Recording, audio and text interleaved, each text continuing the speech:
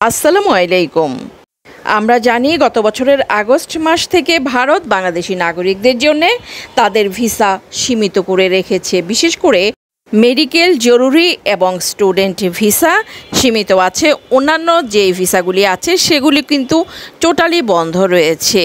কেউ জানতে পারছে না আসলে কোন দিকে যাচ্ছে ভারতের ভিসা, কি ভিসা দেওয়া হচ্ছে এবং কি ভিসা দেওয়া হচ্ছে না, আর দিলেও কোন কোন ভিসা সীমিত আকারে দেওয়া হচ্ছে।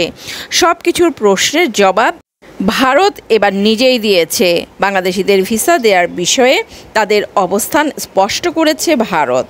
মূলত গত বছরের আগস্ট মাসে গণ অভ্যুত্থানের মুখে প্রধানমন্ত্রী শেখ হাসিনা যখন ক্ষমতা ছেড়ে পালিয়ে ভারত যান এবং সেখানে তিনি আশ্রয় নেন, এরপর থেকেই বাংলাদেশের সঙ্গে নয়াদিল্লির কূটনৈতিক সম্পর্ক বেশ তলানিতে গিয়ে ঠেকে।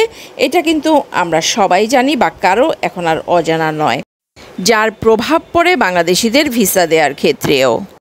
এতদিন পর এবার শেষ পর্যন্ত বাংলাদেশিদের ভিসা দেওয়ার বিষয়ে তাদের অবস্থান স্পষ্ট করেছে ভারত।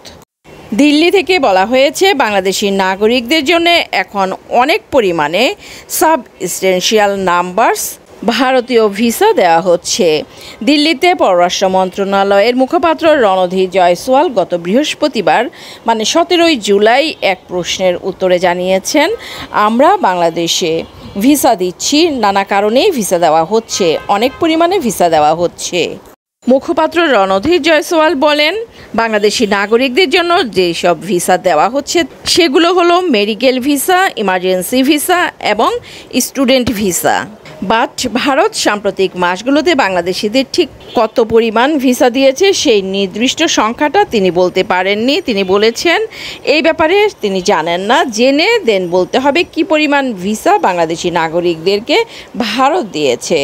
প্রসঙ্গত বলা যায়, গত বছরের জুলাই আগস্ট আন্দোলনে আওয়ামী লীগ সরকারের পতনের পর বাংলাদেশ ভারতের সম্পর্ক উত্তেজনায় রূপ নেয়। তখন থেকেই বাংলাদেশি নাগরিকদের জন্য ভারতের স্বাভাবিক ভিসা কার্যক্রম কার্যত বন্ধই রয়ে যায়। ভালো থাকবেন সবাই, আল্লাহ হাফেজ।